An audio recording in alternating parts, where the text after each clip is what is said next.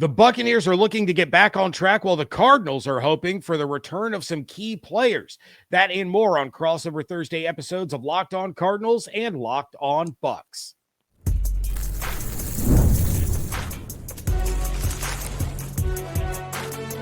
You are Locked On NFL Crossover, part of the Locked On Podcast Network. Your team every day. What's up, and welcome into Crossover Thursday episodes of Locked On Cardinals and Locked On Bucs, part of the Locked On Podcast Network, now the #1 sports podcast network. We want to thank you for making Locked On Bucs and Locked On Cardinals your first listener view every single day. Don't forget you can subscribe or follow for free on YouTube or wherever you get your podcast. I am James Yarcho at JYarcho_Bucs, the host of Locked On Bucs. He is Alex Clancy at Clancy's Corner on Twitter, host of Locked On Cardinals. And both of these shows are here with you 5 days a week, along with the everydayers. For that, we want to share our appreciation for your continued support of these shows. And this Crossover Thursday is presented by Prize Picks. Download the Prize Picks app today. Use code LOCKEDONNFL to get $50 in lineups after you play your first $5 lineups. All right. We are going to talk about the key matchups in this one. We're going to talk about how these teams are going to get some much needed wins. But Alex, want to kick this one off with the biggest storyline. And the Cardinals seem to have tons of storylines that have lasted all season long. You have the Kyler Murray stuff. You have Marvin Harrison out of nowhere getting an appendectomy. Lots of things going on there in Arizona. So what is the biggest story for the Cardinals this week heading into a matchup with the Buccaneers? The Cardinals have been able to keep it close the majority of the season, and one-score games have been the antithesis of anything easy. You know, it's something that I say it kind of tongue-in-cheek. You know, like there's two sides to a story traditionally. This is a kaleidoscope when you look at the Cardinals. There's 96 ways to look at what's going on here. And you could point all the fingers, and you could say everybody's wrong, and you'd be right. Or you could say it's these two things, and you'd be right. Or you could say, a culmination of so many things. When it comes to this week, it's just playing competent football, protecting Jacoby Brissett, and hopefully rushing for more than 55 yards on 20 carries, which is what the Cardinals amounted to last week. And in yet another one-score loss they probably should have won in Jacksonville. Yeah, it's been kind of crazy. And I don't follow the Cardinals super closely. I follow the entire NFL casually, but I keep hearing more and more about the Cardinals because of the fantasy footballers. Not sure if you're a fan, but oh my goodness.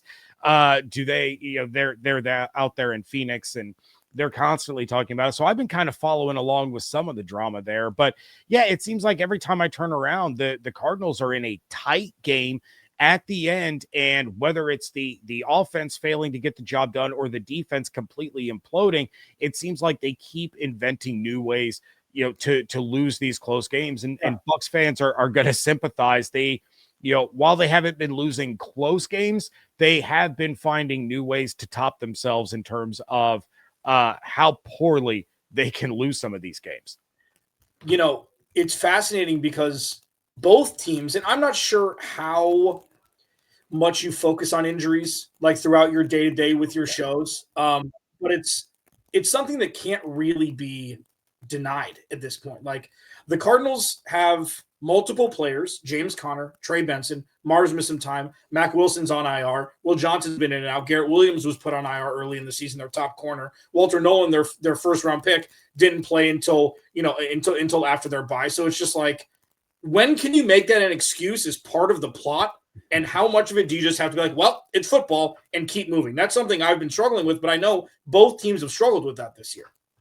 Yeah, it's something that we talk about constantly because this is a Buccaneers team that has had 7 different offensive line combinations this season.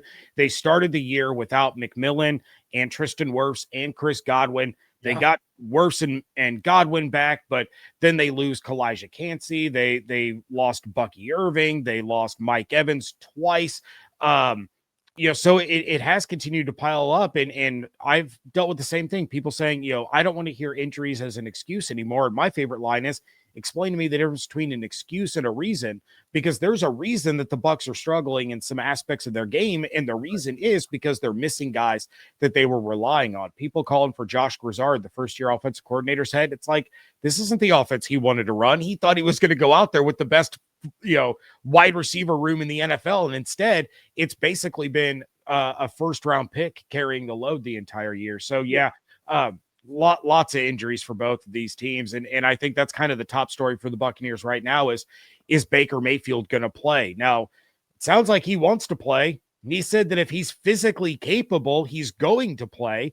I think that's a terrible idea when you're dealing with a AC sprain in your left shoulder, because you can go out there and sure, you can tough it out. We know Baker's a tough dude. He will grit his teeth. He will fight through the pain, and he will do whatever it takes to try to win games. But you're also putting yourself at risk now to be out for 4, 5, 6 weeks. You could miss the season if you end up getting, clobbered for a sack or instinct kicks in and he tries to take off and run and he goes down the same way Mike Evans did against the Lions. Now you're talking about a multi-week injury. You're talking about basically losing the rest of the season, because Teddy can keep you afloat for a game. He's not going to keep you afloat for the next 6 and into the postseason. So that's the big one for the Buccaneers, but it does sound like they got some good injury news. Hassan Reddick looks to be in play. It sounds like Bucky Irving will return this week. You have Jamel Dean, who has been one of the, if not the top corner in the NFL this season, according to PFF. He was back in practice after dealing with a hip injury, so it looks like they might be getting some of these key guys back. Yeah, and with the Cardinals, it's really up in the air. 16 players on the injury report today. We don't know if it's vet day. I mean, it's usually vet day if there's a vet day. What constitutes a vet, and how important is it to not miss a day when you're putting together a game plan against, a better offense when fully functional? To answer your question, Jason Moore is a good friend of mine, actually. Oh. If you have a guy like that's number, how many times over under in the season do you ask for fantasy advice without pissing somebody off? That's my biggest issue going into seasons. I do like three. But no, Jason's great. Those guys are awesome. And yeah, they're all Arizona Cardinals fans. They all grew up here. So yeah, they have their own thoughts about Kyler Murray and Jacoby Brissett, and it's been fascinating. But anyways, regarding injuries, like the Cardinals, as you exactly said about the offensive coordinator for the Bucs, Drew Petzing is under fire daily about fire him. The offense isn't working. He ain't got a run game. The right side of the offensive line is bad. Like, this isn't the offense they want to run. He doesn't want Jacoby Brissett to drop back 55 times, but that's what he's had to do. So, I commiserate with you regarding that.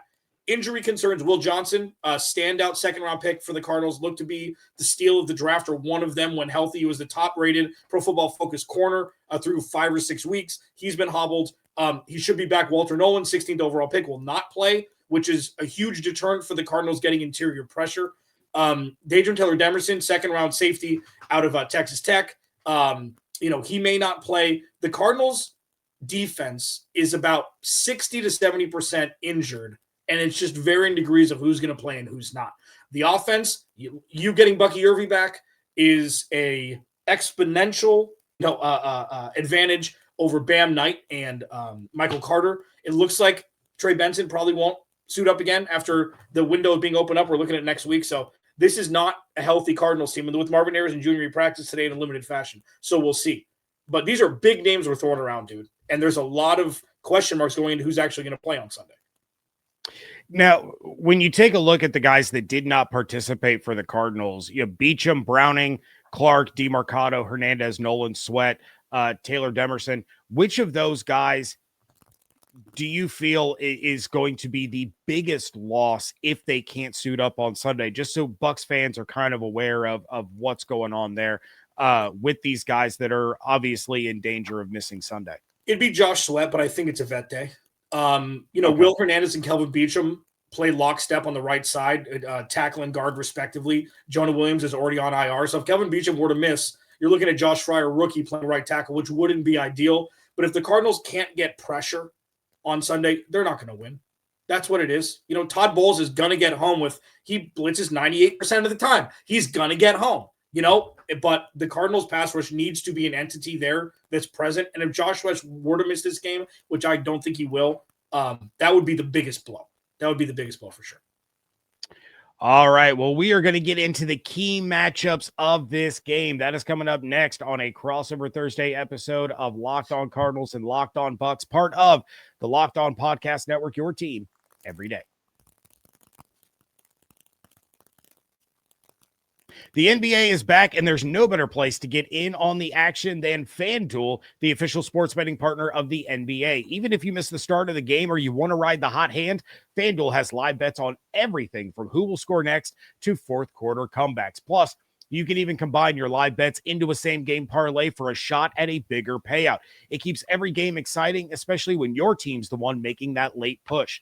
The defending champion Oklahoma City Thunder are the favorites to win the NBA Finals at plus 155, followed by the Denver Nuggets at plus 700, the Cleveland Cavaliers at plus 950, and then the Houston Rockets at plus 1,100. Meanwhile, the Buccaneers are 3-point home favorites over the Cardinals this week with an over-under of 45.5 when the Buccaneers will induct former Cardinal Simeon Rice into the Ring of Honor. Right now, FanDuel is giving new customers $300 in bonus bets when your first $5 bet wins. So head to FanDuel.com to sign up and play your game with FanDuel, the official sports betting partner of the NBA.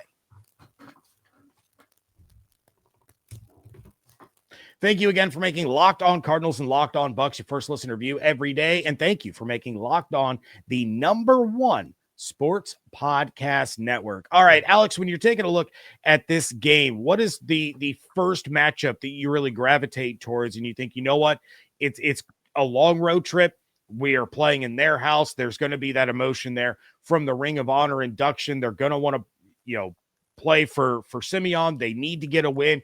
What can we expose to upset the Bucs at Ray J? If the Cardinals can protect Jacoby Brissett, they've got a fighter's chance. It's really that simple. Like, Jacoby Brissett is a tree trunk, okay? Jacoby Brissett is a large man who can handle some, messing around with in the backfield. He can get balls off. He throws them across the field. We've seen the emergence of Michael. We'll talk about fantasy football. The emergence, obviously, of Michael Wilson. Trey McBride is his mainstay. It'll be fascinating to see if Marv comes back and he's able to just drop into the fold and they're able to execute. Can they protect him because the run game isn't going to be there? That's truly what it is. The key matchup is the offensive line versus the defensive front and pass rush of Tampa Bay. Because anybody who's been around the game long enough knows if you don't have an offensive line, nothing else matters. Like, truly, unless you have the Legion of Boom and you're Russell Wilson who can play off a broken ankle, like, it doesn't matter if your quarterback doesn't get time and the Cardinals can't run the ball, so they have to drop back. And that's really the biggest thing for me. I mean, Jacoby Brissett could get sacked 10 times in any game the rest of the year. Truly. And that's the biggest sticking point. That's #1 key matchup. Yeah, it's going to be interesting to see how Bowles plays this because a lot early on in the year, he was dropping edge rushers into coverage. He was bringing some exotic blitzes. Now, teams are targeting those edge rushers in coverage. It's leading to explosive plays.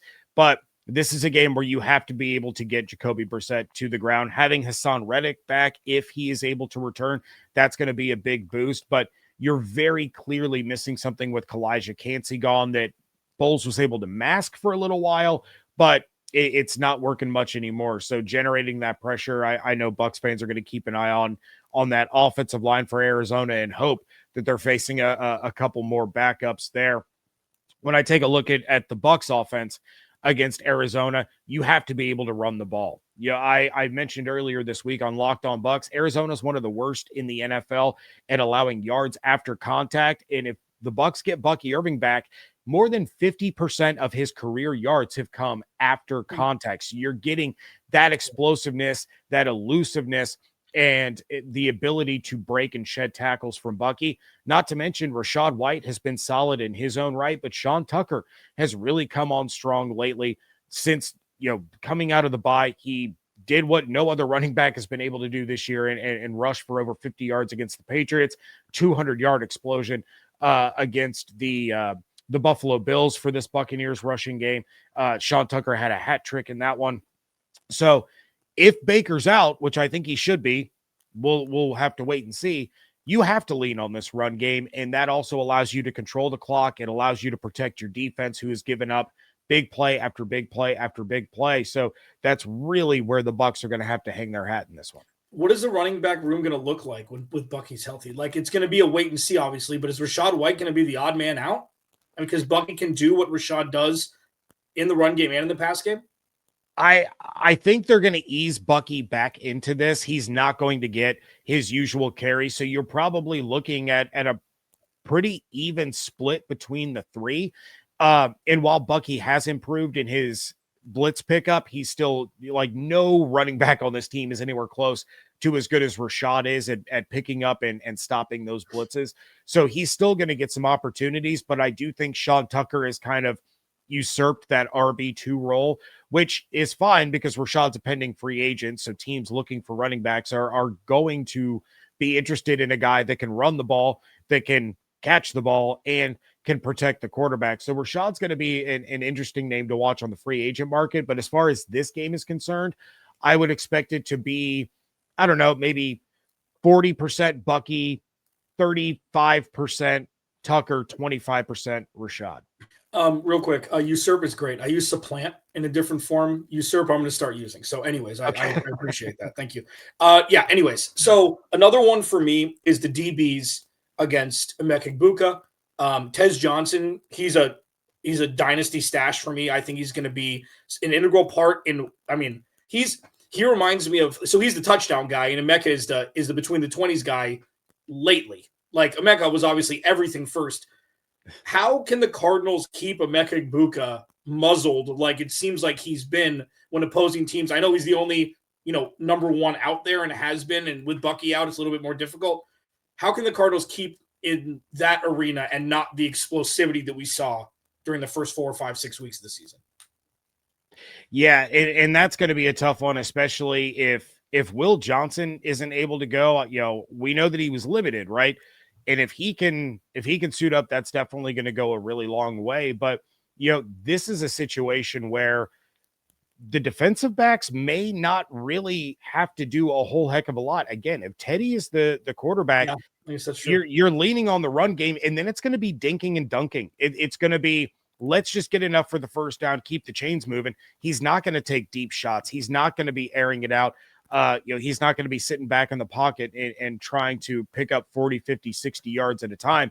Where you would have to worry about those guys is once they get the ball in their hands. Once Egbuka and Tez get to the second and third levels, they can turn on the jets and they can make some guys miss. So that's really where the big chunk plays could come from. But this is not a passing offense that has been overly impressive ever since really the win against the 49ers back in, what was that, week 6 or 7?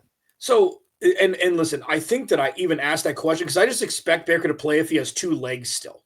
It's like a thing where it's, well, you know what, this is one, and this happened, I don't know, I can't remember it's just like coaches have to save him from himself because he's going to run through a wall. He doesn't care. Like, I know that if he gets hit once and he falls on that left shoulder and it crunches, like, he could be out for the year. I mean, depending on when it happens. So do you really think, and I know you've alluded to this, like, take your it should be hat on off? Who do you think will start on Sunday, not withstanding any sort of credence to it? Like, if you had to guess, if it was just you and me talking. I would say it's a 50-50 coin flip, truly. But I'll say Teddy. Oh, really? Okay. Keep an eye on the injury report tomorrow. Yeah, sure. If Baker is limited in any fashion, he'll play on Sunday. Got it. Yeah, and again, not to put you on, we didn't. I didn't tell him I was going to ask that. I'm just curious because the offense looked bad when he got hurt. And listen, Teddy was coaching football, not a year ago. So him coming in and signing with the team, obviously he hasn't got a lot of action. But I mean, what do you think his peak is? Like, so you think that they're going to run the ball if they can 35 plus times if it's Teddy? Oh, 100%. Yeah. Yeah. So as long as I would look for 11, 12, 14 play drives that could end in field goals. As long as you're picking up 3 yards a carry, which Sean Tucker and Rachaad White have done easily. Yeah, you might have an explosive by Bucky that goes for 30 or 40 yards. But as long as you're just chipping away, you're chewing up that clock and you're finishing those drives with points. I think that's kind of the recipe for this week and how they're going to approach the game. So even if Baker does play, I think you still have to lean heavily on the run game just so that Baker isn't sitting back there in the pocket or taking off and running and taking a shot to that shoulder. Yeah, so we could be looking at two completely contrasting game plans going to Sunday because the Cardinals ain't doing that. That is not happening. They're going to be hucking it. Start all your Cardinals. Doesn't matter what the defense looks like. The Cardinals will be throwing the ball between 35 and 50 times on Sunday. So that's the key matchup. I mean, it's the offensive line, but it's like Jacoby's efficiency graded on a curve has been excellent when everybody knows he's throwing the ball. With no Marv, Michael Wilson's been another guy who's been, quote unquote, muzzled because of the scheme, and maybe it was Kyler Murray like his entire career. He's having a breakout party. So I'm so excited to see if the offense can do it again and, maybe put up some more points early on. And that is terrifying to Bucs fans who are just bleeding yards through the air, bleeding those explosive plays, those 40+ yard touchdowns. So that's a terrifying thought. By the way, we've brought up fantasy football a couple of times now. If you're in a fantasy league, pick up Jacoby Brissett. He's been like the quarterback 3 the last 6 weeks, and he's still available in half of leagues. Might want to start him against this defense if you don't have a great matchup. He's going to throw it. Yeah, 100%. So, and that'll lead me. I'll be real quick on this. My key matchup on defense, it is the secondary against this Cardinals offense. You cannot give up these big plays. You cannot let wide receivers get open down the field because Brissett he'll haul, he'll lean back, he'll chuck it, and you're looking at more 40, 50, 60, 70-yard touchdowns. And that is not something that this defense can afford to give up anymore. So that's going to be a huge one. It'll be interesting to see how these two teams match up with one another, especially when, as we've kind of discussed here, very different approaches to this game. But we are going to talk about what these teams have to do to get a win. That is coming up next on Crossover Thursday.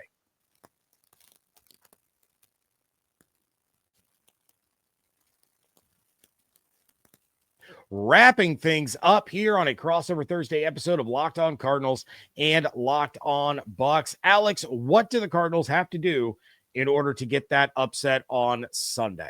Force takeaways. And it's funny, I'm sure this is one of the top ones you say every segment with this, and your Friday show probably too. Like, the Cardinals forced 4 turnovers last week and lost.